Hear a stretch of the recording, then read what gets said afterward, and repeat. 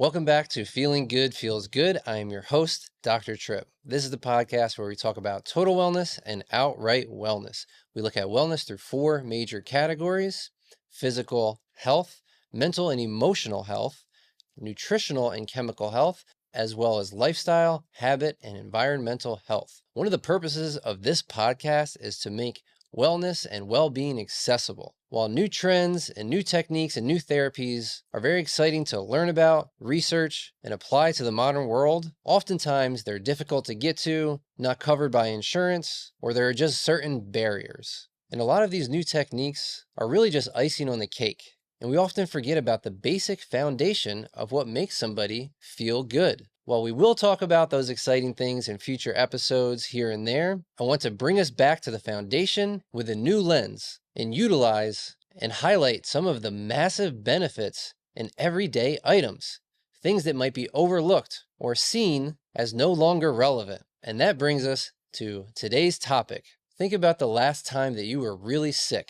You didn't feel well. Maybe it was your stomach. Maybe it was a cold, a virus, or you just didn't feel like yourself. What's one of the first foods that comes to mind? Soup. Not a smoothie, not a protein bar, not a health food bowl, soup. And soup shows up in almost every culture. Different varieties with different ingredients, but across almost every family and every culture, soup is utilized when someone is in need of care. Most of us think about soup as simple or even boring, but the benefits are being greatly overlooked and underutilized. But when we start to look through the lens of history, modern science, and what we've uncovered about the benefits, the use of soup through different cultures, and how it's made an impact, not only just in Western medicine, but in traditional Chinese medicine as well, you start to look at that old can in your cupboard a little differently. At least after this episode, I know that you will. We're going to break down the different types of soups, broths, stocks, who should be eating which kind, what the main benefits are for, common conditions that benefit the most from soup, what modern research and traditional Chinese medicine tell us about this food, and at the end, I'll even share some of my favorite recipes, ways that I make soup in a quick, easy, practical way. So let's dive in. Welcome to Feeling Good Feels Good with Dr. Tripp.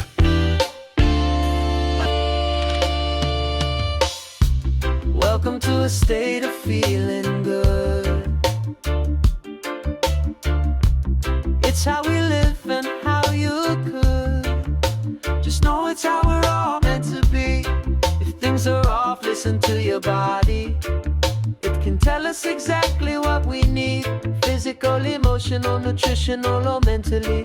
No need to worry, it's reached accessibly. No matter how you felt or what you've heard, well-being's for everyone, it's what you deserve. Ease and joy are yours once it's understood. No need to fear, because feeling good feels good.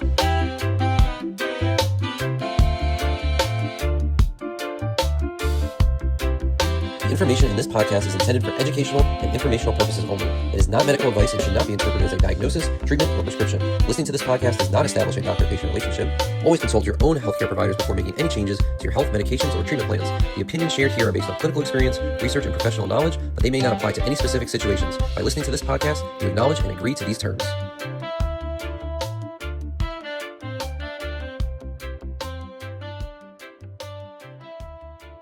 Welcome back, everybody. This is a perfect time for this episode. It's getting really, really cold out. People are getting sick. There's snow, ice, energy is low, and people just want an easy way to feel good without expending lots of energy. Well, this topic is the perfect solution. We're actually going to talk about how this is a hand in glove fit for so many of the things that we struggle with during the wintertime. So when we say soup, what are we actually talking about? The words soup and broth sometimes get used interchangeably, but soup is what you have when you take broth or stock and add ingredients to it. So what is broth and what is stock? The foundation of soup. Broth is made by simmering bones, vegetables, or meat in water for a few hours, while stock is a similar process, just done for a much longer period of time, usually about 12 hours or more. Simmering is done with gentle heat, usually about 180 degrees to 205 degrees Fahrenheit. This is not boiled. And there's a reason for this. The slow, gentle heat extracts collagen, minerals, amino acids, and all of the compounds that benefit us without breaking them due to high heat. Emphasizing time over temperature is a key component of making broths and stocks. The gentle heat actually allows for mineral extraction. Simmering pulls things like calcium, magnesium, potassium, and other essential minerals from the bone, vegetable, or meat into the water, creating healthy broth. So while we call it simmering, I really look at this as an extracting process. Picking a base based on what you need and then allowing that to simmer, you're essentially extracting that nutrition from your base and pulling it into the water, creating your broth or stock. So why not just eat the base, the meat, the vegetable, or the bone? Is one of the questions I always get when I start rambling about the benefits of soup. Well, remember when soup is consumed, when our body is sick and tired, and there's a reason for that. Utilizing simmering to extract the nutrients from the base is basically pre-digesting the food for you. When we are stressed, physically, emotionally, or sick, digestion is one of the first systems to take a hit. And if we eat food that's heavy or overly processed, it's only going to stress out our systems even more. So taking liquids, especially warm liquids that already have the nutrients that our digestive system usually tries to extract for itself, is like a superfood to restore energy to your body. Not only does it give the GI tract a break, but with this pre-digested nutrition, you're delivering essential nutrients to restore energy to your body, giving you more physical energy, more mental energy, or giving your immune system more support to do what it needs to get done. So soup and broths are not just comforting because they're warm, they're comforting because they're extremely efficient at delivering essential nutrients to our body. And how did we learn this? Just like most other major developments, through necessity and survival. Broth is actually one of humans' earliest cooked foods. Archaeologists have discovered evidence of humans simmering bones and vegetables as far back as 20,000 years ago. This is before kitchens, before stoves, or before pottery was even common to humankind. Hunter-gatherers figured out that simmering bones over fire unlocked minerals, collagen, and even flavor. These are nutrients that otherwise would have been hard, if not impossible, to access. So broth was not just food, it was early human ingenuity. Hunter-gatherers realized how much better they felt when they extracted these nutrients and began the process of creating broths and soups. Soup is universally present across cultures. In China, congee is one of the most used medicinal foods. In Jewish cultures, chicken soup has been referred to as Jewish penicillin. In Europe, bone broths were staples for providing hydration, protein, and nutrition through long cold winters when food and farming became scarce. In Latin America, soups like caldo de res, I'm going to say this wrong, but I'm going to say it anyway, or sancocho, were not just meals. They're ways to feed families efficiently and nourish communities after long days of work. During the 1918 influenza pandemic in New York City, hospitals routinely served chicken broth to patients, not just for calories, but doctors began to notice that it helped hydration, eased digestion, and sped up recovery. Similarly, in medieval Europe, monks and nuns were known for simmering bone broths full of herbs, believing that the minerals and gelatin would strengthen the body and mind. And modern science has proved all of this correct. Today, about 90% of Americans say that they have soup occasionally. 40% of households say they have soup at least one time per week. In the United States, chicken noodle soup is the most popular. Globally, miso soup in Japan and pho in Vietnam are the most common. Chicken broth is the most popular broth, followed by beef broth, followed by vegetable. We will get into the variety of ingredients and which ones make the biggest impact shortly in this episode. Older adults who are 50 plus consume the most soup, and it also is consumed when people are rushing or in a budget. While the soup market is growing slightly, it's estimated that this is only because people are more sick and more financially constrained, not because we are taking full advantage of the incredible nutrition that can be delivered when making soup. we began to discuss some of the general benefits, delivering nutrition and delivering hydration in a way that's super easy for your body. But one of the most important things we need to talk about is collagen. Bone broths contain collagen. This is the most abundant protein in our body. When you simmer bones for many hours, the collagen breaks down into gelatin, which is rich in essential amino acids like glutamine, proline, and glycine. And these aren't just basic building blocks, they function in signaling repair. So while soup is often used to repair our bodies when we're sick, this is something that can be used after a workout, after a long day, after a stressful event. The collagen in soup and bone broth will literally enhance your body's repair from whatever stress it just went through. Glycine has also been studied for its anti-inflammatory properties. Glutamine helps support our intestinal lining, our gut wall, keeping our gut wall healthy so that we can absorb nutrients and prevent toxins and undigested food from entering our bloodstream. This prevents us from feeling or reduces the symptoms of bloating and chronic fatigue. So these amino acids not only signal repair, but have been linked with decreased inflammation and improved gut health, and of course, nutrient absorption. Let's not forget what soup is mostly made of. Water. Water and hydration are essential to cellular function. If we want to be healthy as individuals, we need our cells healthy and hydrated. But it's not just water. Soup extracts minerals like potassium, calcium, magnesium, and sodium and phosphorus. These are electrolytes. They help regulate our nerve function, which controls all body function, our muscle health and muscle contraction, fluid balance, and even blood pressure regulation. So if you're looking for an alternative to Gatorade or electrolyte packets,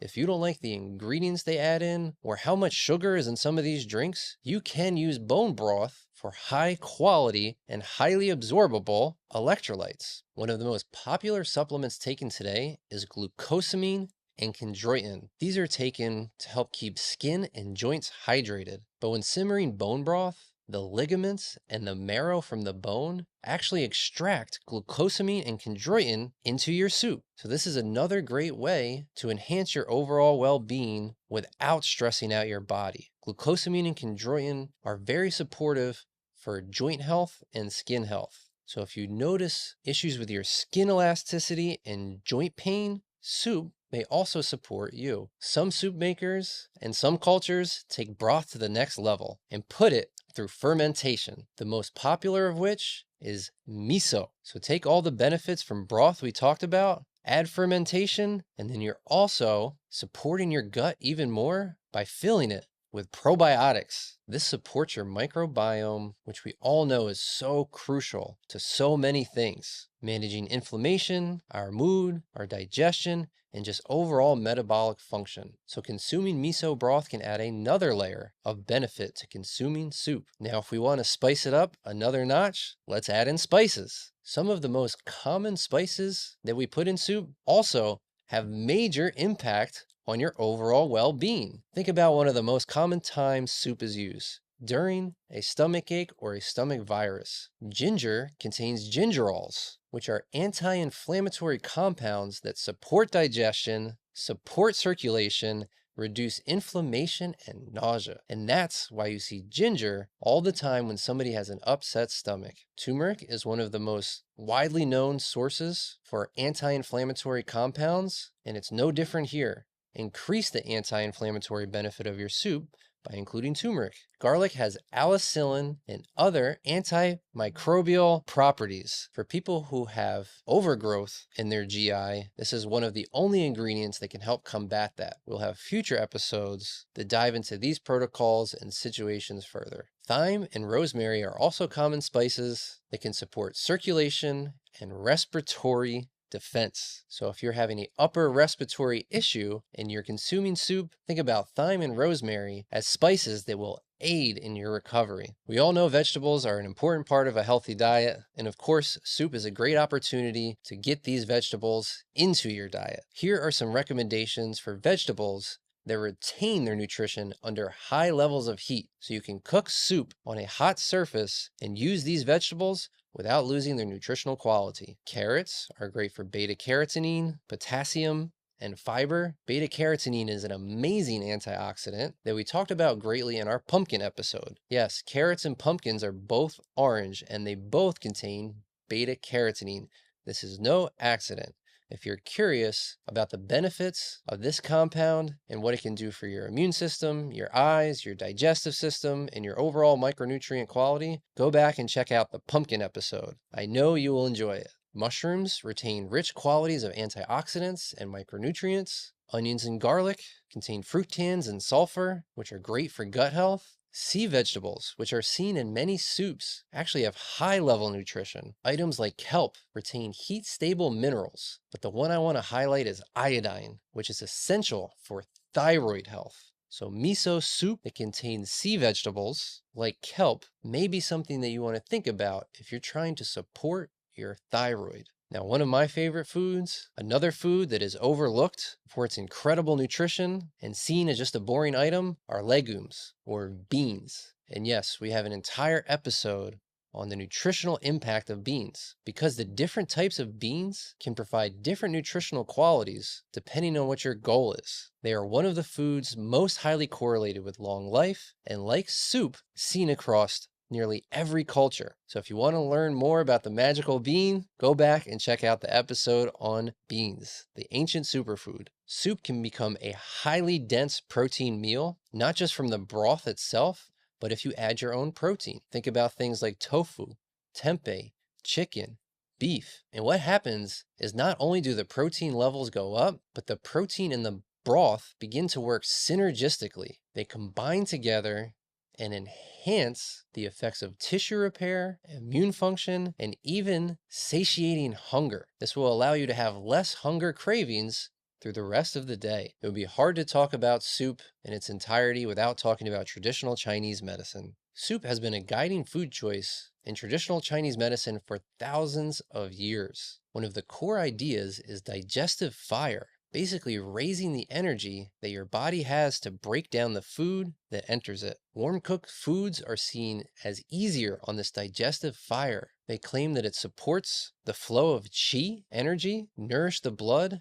and strengthen the spleen and stomach. In contrast, raw, cold, or damp foods dampen the digestive fire. I personally know this is true because when I get acupuncture, my acupuncturist always gives me a hard time for consuming smoothies with frozen fruit. I love the nutritional quality of frozen smoothies, but she always gives me a hard time for consuming such a large amount of cold food so frequently. But I will say, when I get the needles, especially for my digestive system, I always feel better. So we've gone through some of the basics and some of the higher level benefits of consuming soup. Let's review some of the ways that we can use soup, or some of the people that may benefit from consuming more soup. We have the obvious. If you're sick, acute illness, cold, stomach virus, flu, or just overall feeling run down. If you are an athlete and having trouble staying hydrated, soup can be a great meal to consume regularly between athletic events. If you have sore throats, if you have digestive issues and have trouble digesting nutrients, if you don't have enough nutrients, if you're sensitive to bloating and fatigue from processed food, consuming soup will get you the nutrients you need and decrease bloating and fatigue. If you have joint pain and skin issues, soup can also support you. Another great thing about soup is that if you have a lack of time to cook, or if you are on a budget, you can make large pots of soup that feed multiple people through multiple meals and enhance the well-being of everyone who consumes them. So I hope that you can see soup not just as something that's boring you have to eat when you're sick, but one of the most amazing food items that are available to us. And it's very available. And before I go, I will give a quick summary on how I make soup. I will be honest and say this may not be the best way, but I, like many of you, sometimes want to consume healthy food and high-level nutrition without the time it takes to always consume it. The broth I use most is chicken bone broth. I put 3 to 4 servings of chicken bone broth, and I will put the hard vegetables in with the broth right away. Think carrots, beets, turnips. the harder fruits that take longer to cook. They go straight in the pot with the broth. I will add in coconut milk to make the broth creamy. My family eats it more. I enjoy it more. It feels a little more hearty. I turn the pot on to high and slowly add in vegetables in order from how hard and dense they are to how soft and fast they cook. Some of them I won't even add yet. I have a separate pan that might be cooking a protein, chicken, tofu, or tempeh cooked on low. And I wait for the broth, coconut milk, and hard vegetable pot to get to a boil. Once it's at a boil, I throw the rest of the vegetables and the rest of the protein in the pot. I cover it, put it on low, and let it simmer. You can let it simmer for only 10 to 15 minutes. Or if you want more flavor, let it go longer. Also, I throw a lot of spices. Don't forget about the benefit of spices. So I add lots of spices and sometimes a grain like whole wheat pasta, let it simmer, and I have a large meal packed with nutrition that can feed multiple people for multiple meals in less than 30 minutes of cooking. I hope you all enjoyed this episode and enjoy some warm soup during these cold months. I can't wait to see you all next time on the next episode of Feeling Good Feels Good.